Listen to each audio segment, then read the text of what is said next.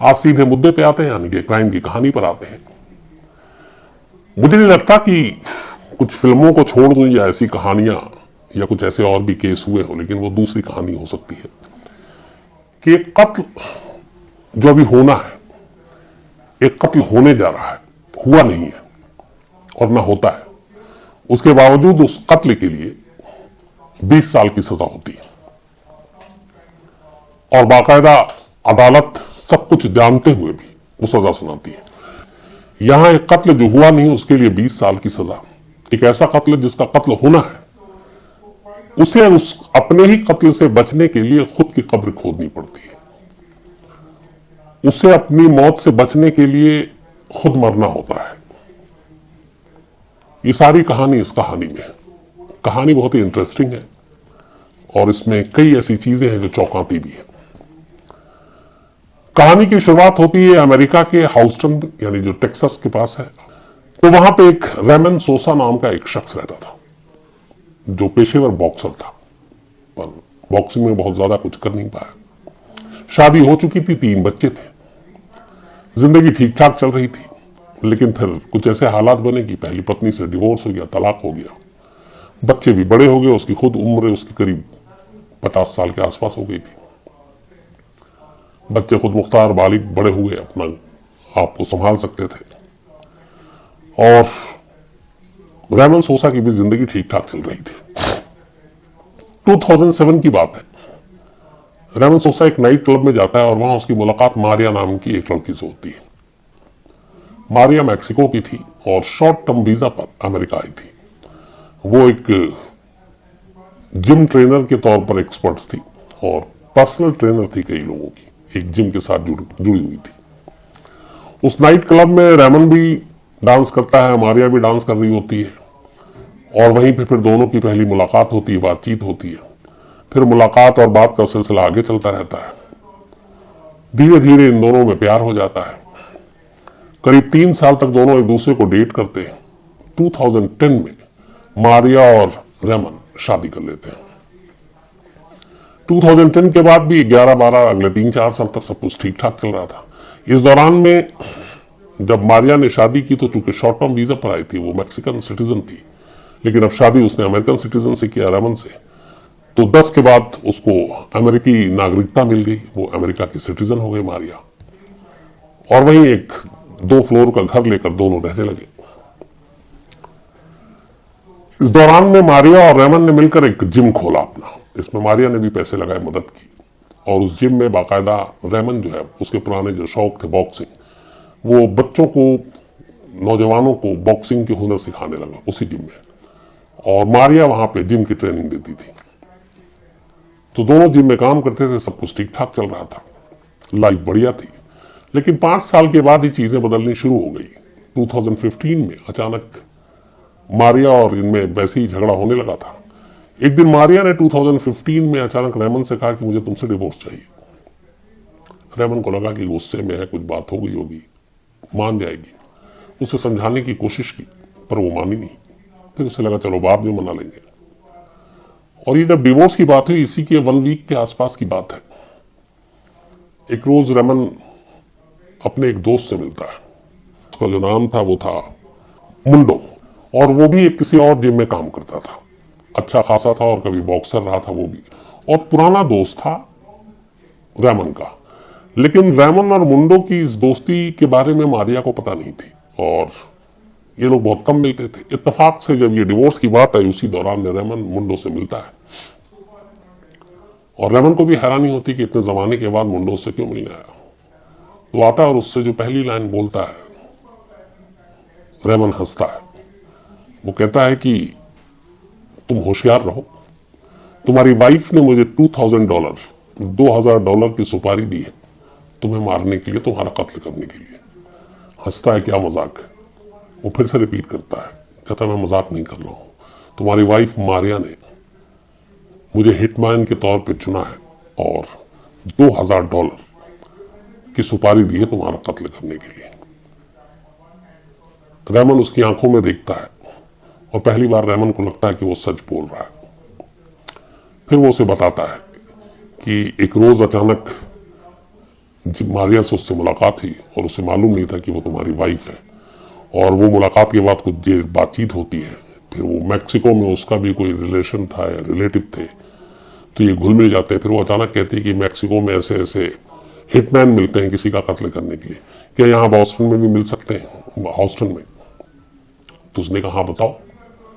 तो उसने कहा मुझे हिटमैन चाहिए, मुझे एक मर्डर कराना है। उसने पूछा नाम क्या है? तो उसने कहा रेमन सोसा, और मेरा हस्बैंड है। उसे लगा ये अनजान है, और इत्तेफाक की नसीब देखिए कि कहीं ना कहीं से मुंडो जो है वो रेमन का, जिसका कत्ल होना था, उसका दोस्त निकल आया। अब जब ये बात सुनी तो रेमन को बड़ा अजीब लगा। उसे लगा कि चलो बात डिवोर्स की थी, लड़ाई झगड़ा है, लेकिन कोई वाइफ अपने ही पति की सुपारी देकर उसका कत्ल कैसे करवा सकती है? और मुंडो की अब बात को वो काट नहीं सकता था, उसको लग गया था उसकी आंखों को देख कर कि ये सच बोल रहा है। मुंडो ने कहा कि ठीक है तुम जाओ, लेकिन होशियार रहना। फिर उसने कहा ठीक है, तुम भी इस बात को किसी और से या फिर मारिया से शेयर मत करना कि हमारी मुलाकात हुई। अब इसके बाद दोस्त चला जाता है और रेमन बहुत देर तक बैठ के सोचता है कि क्या वाकई उसकी वाइफ ने उसके लिए कत्ल की सुपारी दी है। फिर उसे लगता है कि चलकर अपनी वाइफ का चेहरा देखना चाहिए इसी वक्त घर जाकर, कि वो कैसी बीवी है जिसने उसके मौत की सुपारी दी है। सिर्फ अपनी बीवी का चेहरा पढ़ने के लिए वो सब कुछ छोड़कर वापस घर पहुंचता है।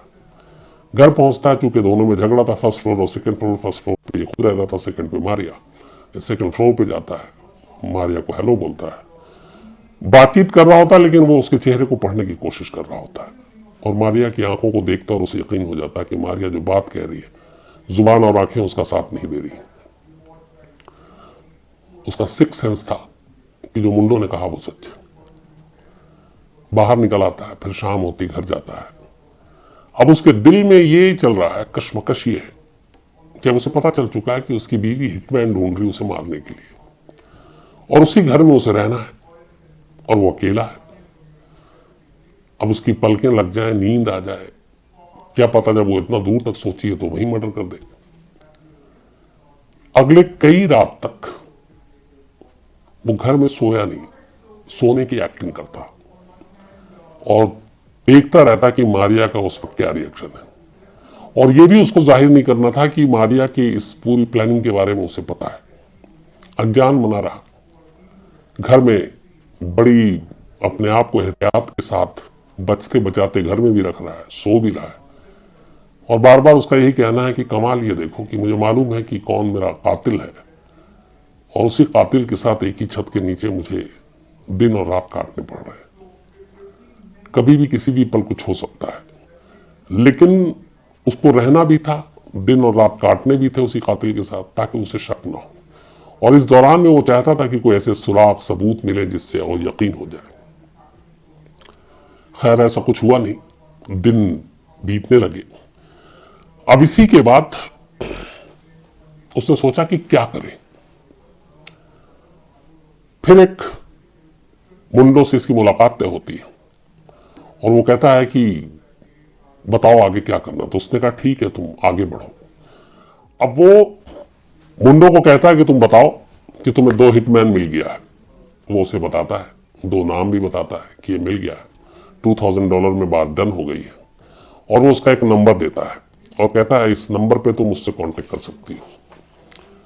ये नंबर देने के बाद मारिया उस नंबर पे टेक्स्ट करती है। इधर से भी टेक्स्ट का जवाब जाता है, लेकिन इधर से जो टेक्स्ट जा रहा था, मैसेज, जिसको हिटमैन बनाकर जिसका नंबर दिया गया था, वो कोई और नहीं था, मारिया का अपना हस्बैंड था रेमन। वो हिटमैन बनकर अपनी बीवी से ही मैसेज पे बात कर रहा है, और वो बातचीत यही हो रही है कि ठीक है काम हो जाएगा, 2000 तुम्हें दे दूंगी, तुम अपना पूरा काम करो। लेकिन वहां पे मर्डर, ये वो सारी ये बातें गायब है। तो ये है कि जैसे अगर कोई बात कर रहा है $2000 में काम करना, वो सारी चीजें तो है, लेकिन क्राइम कुछ ऐसा करना है वो कोई सबूत नहीं छोड़ रही। लेकिन टेक्स्ट से पता चल गया पहली बार अब रेमन को कि हाँ उसकी वाइफ उसकी जान लेना चाहती है। जब यकीन हो गया वो पुलिस के पास पहुंचता है और पुलिस को जाके सारी कहानी सुनाता है। कहता है ऐसे ऐसे मेरी वाइफ ने हिटमैन ढूंढा है मेरे दोस्त के जरिए, और ये टेक्स्ट पे हमारी बातचीत हो रही है। पुलिस भी कहानी सुन के दंग रह जाती है, लेकिन फिर पुलिस कहती है कि देखो तुम्हारे दोस्त को उसने कांटेक्ट किया, ये भी सच है, तुम्हारे टेक्स्ट पे बात हो रही है, ये भी सच है। लेकिन इतना काफी नहीं उसे सजा दिलाने के लिए। ये हल्का केस है, हो सकता है छूट जाए तो तुम्हारे लिए खतरा है, फिर आगे चल के फिर बदला लेगी। और जो ज्यूरी मेंबर होते हैं, जजेस होते हैं, चूंकि वो लेडी है और वो क्राइम जो भी हुआ नहीं है, जो भी उसके दिमाग में जिसके लिए भी बातचीत कर रही है, उसके लिए फिर क्या सजा होगी मैक्सिमम। तो इसके लिए यह है कि कुछ पुख्ता सबूत चाहिए, और पुख्ता सबूत ऐसा हो जिससे फिर उसे लंबी सजा हो। तो उसने कहा फिर क्या करें? तो पुलिस वाले ने कहा कि ठीक है, इसके लिए FBI से बात करते हैं। फेडरल ब्यूरो ऑफ इन्वेस्टिगेशन, जो कई बार आपको बताया अमेरिका की सबसे बड़ी जांच एजेंसी, जैसे अपनी CBI। FBI के एक अफसर से बात होती है। FBI को ये पूरी बात बताई जाती है। हॉस्टन में जो वहां पे पोस्टेड था, उसके लिए भी अजीब मसला, अजीब कहानी। बट FBI को उस अफसर ने एक आइडिया दिया। उसने कहा ठीक है, तुम्हारे जो शुरुआती सारे डाउट्स हैं, जो प्रूफ है, ये साबित करता है कि तुम्हारी बीवी तुम्हारा जान देना चाहती है तुम्हारी, और तुम्हारे लिए वो सुपारी 2000 का दे रही है। लेकिन अदालत में साबित करने के लिए पुख्ता सबूत चाहिए, और पुख्ता सबूत के लिए एक काम करना होगा। उसने कहा क्या? उसने कहा तुम्हें खुद अपनी मौत का नाटक रचना होगा। तुम्हें अपनी ही फेक डेथ, इसका आइडिया दिया उसने कि एक फर्जी मौत तुम्हें मरना होगा। रेमन तैयार हो गया। अब इसके लिए हुआ कि कैसे मारा जाए। मारिया पढ़ी लिखी, कुछ भी समझ सकती है। अब इसके बाद उस FBI अफसर ने तमाम ऐसे क्राइम सीन की जो उसके पास फाइल थी, तस्वीरें थी, खासतौर पर मर्डर की, वो देखनी शुरू की। चाकू से कैसी लाशें होती हैं जिसको लगती है, गोली से कैसे होती है, गला में घोट कर कैसे मारा जाता, वहां क्राइम सीन पर लाश कैसी थी, किसी और चीज से मारी जाती है, उसके जख्म के निशान कैसे होते हैं। दर्जनों क्राइम सीन, क्राइम की तस्वीरों को उसने स्टडी किया, और फिर यह तय हुआ कि रेमन की मौत गोली से होगी, गोली सर में मारी जाएगी, और फिर एक गड्ढा खोदकर उसमें उसको दफना दिया जाएगा, और उस कब्र के अंदर की ही तस्वीर दी जाएगी। बहुत दिनों तक इसमें पूरा काम होता रहा, लेकिन अब फेक मौत के लिए वैसे ही जख्मों सारी चीजें दिखानी थी, और जरा सी गलती की गुंजाइश का मतलब है मारिया को अलर्ट करना। सब कुछ होता रहा। इस दौरान में कई रिहर्सल हुए, लेकिन जख्म के निशान वैसे बन नहीं रहे। तो उसके सर पे फेक गोली के निशान बनाए गए। तो सब कुछ करते कराते फिर भी 100% लगा नहीं कि मैच कर रहा है, बिल्कुल सही है, कुछ ना कुछ कमजोरी है। इत्तेफाक से एक रात FBI के अफसर सारे क्राइम सीन, उसके अपने जो केस के थे, FBI के थे, छान मारा। YouTube पे उसे एक रिक्रिएशन की सारी चीजें आती कि बुलेट के मार्क कैसे और ये कैसे। उसने पूरा वीडियो देखा, और उस वीडियो ने उसे एक आइडिया दे दिया कि मार्क कैसे होंगे, क्या होंगे। उसके बाद उसी रात उसने फोन किया कि कल तुम्हें मरना है, फेक डेथ, फर्जी मौत। इसके बाद FBI ने एक जगह चुनी। वहां पे एक गड्ढा था, उस गड्ढे में खड़ा किया गया। रेमन के सर पे गोली के निशान बनाए गए, ब्लड के मार्क, सारे कपड़े उतरवा लिए गए, सिर्फ अंडरवेयर में था वो। और उसके बाद अलग अलग एंगल में उसे लेटाकर उसकी तस्वीरें खींची गई, बिल्कुल एक मुर्दे की तरह। और ऐसी तस्वीर जिससे साफ देखकर लगे कि इसको गोली लगी और गोली से इसकी मौत हो गई। और इसको दफनाया जा रहा, दफनाने से पहले इसके सारे कपड़े उतार लिए गए, सिर्फ उसके जिस्म पे अंडरवेयर था। अलग अलग एंगल से सारी तस्वीरें खींच ली गई। पहला काम पूरा हो गया। अब इसके बाद जो हिटमैन बना था, दो मुंडों ने जो कहा था दोनों, असल में वो हिटमैन जो बना था वो अंडरकवर एजेंट था FBI का ही, और वो दो लोगों का नाम दिया गया था, वो बीच में था। तो जब ये सारा काम हो गया, तब इसने मारिया को फोन किया। उसने कहा मुझे आपसे मिलना, आपको कुछ दिखाना है। मारिया तैयार हो गई। मारिया की बताए हुए जगह पे वो हिटमैन यानी कि अंडरकवर एजेंट पहुंचता है, लिफाफे में से फोटो निकालता है, फोटो दिखाता है।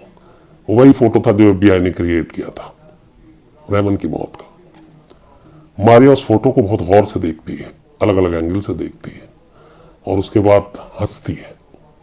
हंसने के बाद वो उसको 2000 नहीं, $3000 देती है। कहती है 2000 सौदे के हिसाब से, 1000 खुशी में दे रही हूं तुम्हें। $3000 अंडर कवर एजेंट लेता है, वापस चला जाता है, तस्वीर उसी को दे देता है।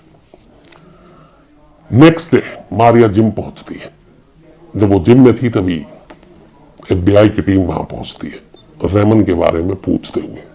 मारिया कहती है कि 24 घंटे से वो गायब है, घर नहीं आया। तब FBI की टीम उसे कहती है आपको हमारे साथ चलना है। उसके बाद वो उसे दफ्तर ले जाते हैं और फिर जो सारी बातचीत थी, जो पैसे $3000 के डॉलर दिए गए थे और उस वक्त जो हंसी थी, ये सब रिकॉर्ड कर लिया गया था। वो सारी चीजें फिर मारिया के सामने रखी जाती हैं और तब मारिया को पहली बार पता चलता है कि ये सारा जो खेल था, ड्रामा था, ये पहले ही उजागर हो चुका था और मुंडो जिससे उसने हिटमैन मांगा था वो कोई और नहीं बल्कि उसके पति का दोस्त था। और उसके बाद सब कुछ स्टेज था, सब कुछ FBI ने उसको फांसने के लिए किया। अब सबूत पुख्ता थे क्योंकि उसकी मौत के बाद वो हंसी थी, 1000 एक्स्ट्रा दिया था डॉलर उसने। और फिर उसे पता चला जो सबसे बड़ा सदमा कि रेमन सोसा जिंदा है। ये सब तो एक ड्रामा है। सारे सबूत अदालत में रखे गए, एक लंबा ट्रायल चला। 2016 में, ये 15 की बात है, साल भर के अंदर फैसला आ गया। फैसला जूरी मेंबर ने ये दिया कि एक पत्नी ने अपने पति के कत्ल के लिए हिटमैन यानी सुपारी किलर को चुना और ये बहुत बड़ा जुर्म है। और अगर ये सारी चीजें ना की जाती तो कोई गारंटी नहीं थी कि रेमन सोसा जिंदा होता। इसलिए मारिया को 20 साल की सजा दी जाती है। 5 साल मारिया को अभी जेल में हो गए, 15 साल की सजा बाकी है। लेकिन रेमन सोसा का यह है कि अगर 15 साल बाद वो बाहर आ जाएगी तो शायद फिर उसे मारने की कोशिश करेगी, क्योंकि बदला जरूर लेगी। हालांकि FBI और पुलिस उसे ये समझा रही है कि वो अब ऐसा बिल्कुल नहीं करेगी, क्योंकि अगर 15 साल बाद वो बाहर आने के बाद तुम्हें मारती है, तुम्हें कुछ हो जाता है, तो सभी को पहला शक मारिया पे ही जाएगा और वो दोबारा जेल के अंदर होगी। तो शायद वो ऐसा न करे। मारिया ने तलाक देते वक्त कुछ झूठी कहानियां बदनाम करने के लिए रेमन के बारे में उड़ाई थी, और वो ये था कि ये बहुत अब्यूजिव है, मारता पीटता है, अल्कोहलिक है, शराब पीता है। डोमेस्टिक अब्यूज के सारे उस पर वो किया था झूठा, ताकि डिवोर्स लेने में आसानी हो। जब ये सारी चीजें हो गई, 20 साल की सजा हो गई। अब ये कहानी जब सामने आई तो फिर रोमन सोसा ने इस पे ही एक बुक लिखी। ये बुक काफी चर्चित हुई और अब बाकायदा रोमन सोसा उन लोगों के लिए काम करता है जो डोमेस्टिक अब्यूज के शिकार हैं। जो इल्जाम उस पर लगा था, उसने कहा कि वो तो मेरी बीवी का सच सामने आ गया, वरना लोग मुझे इसी नजरिए से देखते हैं। लेकिन अब वो बड़े बड़े वर्कशॉप में जाता है डोमेस्टिक अब्यूज के और ऐसे लोगों की हेल्प करता है। दोस्तों, अगर आज की क्राइम की सच्ची कहानी आपको पसंद आए तो कमेंट बॉक्स में अपनी राय जरूर दें और आने वाली सच्ची कहानी सुनने के लिए चैनल को जरूर सब्सक्राइब करें।